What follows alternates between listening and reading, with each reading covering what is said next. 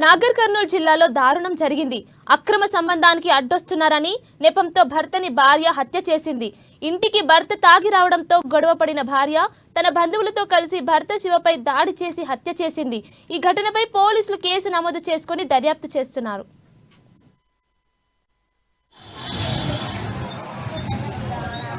శివశంకర్, శివలీల ఇద్దరు భార్యాభర్తలు. వీళ్ళకు 10 సంవత్సరాల క్రితం వివాహం జరిగింది.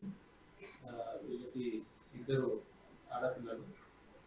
శివశంకర్ అమాలి పని చేసుకొని ఉంటారు. అని భార్య గృహిణిగా ఉంటుంది. గత కొన్ని రోజులుగా వీళ్ళిద్దరి మధ్యలో భార్య మీద అనుమానంతో భర్త గొడవలు జరిగేది. 2-3 సార్లు పంచాయతీ కూడా పెద్ద మనసులో పంచాయతీ జరిగిన తర్వాత కలిసి సంసారం చేస్తూ ఉన్నారు.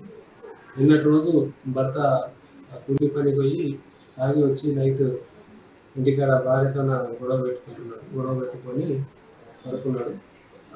వాష్రూమ్ కానీ పోయినప్పుడు బయటికి వెళ్ళినప్పుడు భార్య రాయి తీసుకొని